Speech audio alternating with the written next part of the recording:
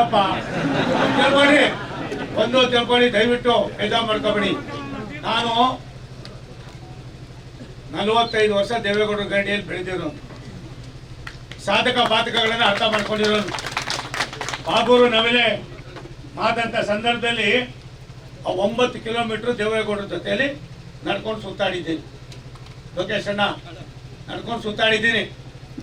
ನನಗೆ ಗೊತ್ತಾಗದೆ ಇರೋದು ಒಂದೇ ಒಂದು ದುರಂತ, ಇಷ್ಟೊಂದು ಬೆಳವಣಿಗೆ ನನ್ನ ಕಾಲದಲ್ಲಿ ಅನ್ನೋದಕ್ಕಿಂತ ಹೆಚ್ಚಾಗಿ ಯಾವ ಉದ್ದೇಶಕ್ಕಾಯಿತು ಅನ್ನೋದನ್ನ ಚರ್ಚೆ ಮಾಡಿಕೊಂಡು ಜನರ ಮಧ್ಯದಲ್ಲಿ ನಾವು ಒಡಂಬಡಿಕೆ ಇಲ್ದಿರ ಅದೊಂದು ರೂಪಕ್ಕೆ ತರದೆ ಹೋದ್ರೆ ನಾನು ಭಾರತ ಸರ್ಕಾರದ ಮಂತ್ರಿಯಾಗಿ ನೀವು ಕೊಟ್ಟಿರೋ ಓಟ್ಗೆ ಬೆಲೆನೇ ಇರೋದಿಲ್ಲ.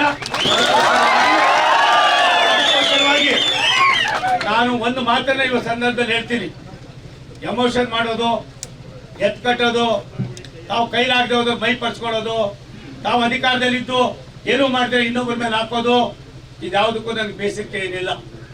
ಆದರೆ ಭಗವಂತ ನೀವೇನು ಮಾಡ್ತೀರೋ ಗೊತ್ತಿಲ್ಲ.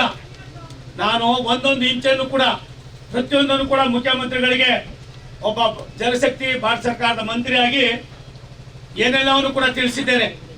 ಅವರು ಕೂಡ ನನಗೆ ಅಧಿಕಾರಿಗಳು ಸಮರ್ಪಕವಾದ ಉತ್ತರವನ್ನು ಕೊಟ್ಟಿದ್ದಾರೆ.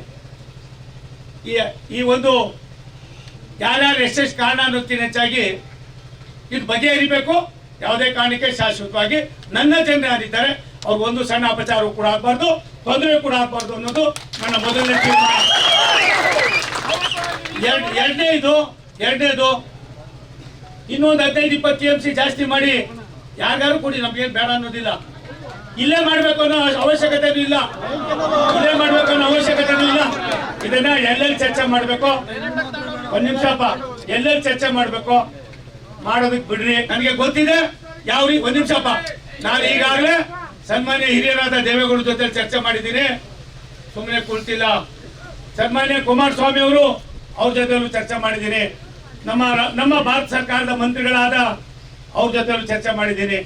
ಮುಖ್ಯಮಂತ್ರಿಗಳ ಜೊತೆಯಲ್ಲಿ ಸಿದ್ದರಾಮಯ್ಯನವ್ರ ಜೊತೆಲಿ ಮತ್ತೆ ಸನ್ಮಾನ್ಯ ನಮ್ಮ ನೀರಾವರಿ ಸಚಿವರಾದ ಶಿವಕುಮಾರ್ ಜೊತೆಲಿ ಇವತ್ತವರೆಗೂ ನಾನು ಮಾತಾಡಿಲ್ಲ. ಈ ವಿಚಾರದಲ್ಲಿ ದೂರವಾಣಿಯಲ್ಲಿ ಹೇಳಿದ್ದೀನಿ, ಯಾವುದೇ ಕಾರಣಕ್ಕೆ ಆತರ ಮಾಡಬೇಡ್ರಿ, ಅನ್ಯಾಯ ಮಾಡಬೇಡಿ, ಅಪಚಾರ ಮಾಡಬೇಡಿ, ಯಾವನೋ ಮಾಡ್ದ ಅನ್ನೋ ದೃಷ್ಟಿಯಿಂದ ಯಾರಿಗೋ ಬಂದು ಆ ಮುಂದಿನ ಪೀಳಿಗೆಗೆ ಶಾಪಗ್ರಸ್ತರಾಗೋದು ಬೇಡ.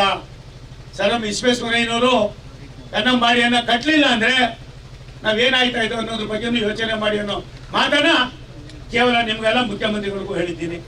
ಅಧಿಕಾರಿಗಳು ಅವ್ರದ್ದಾದಂಥ ಮಾತುಗಳನ್ನು ಹೇಳ್ತಾರೆ.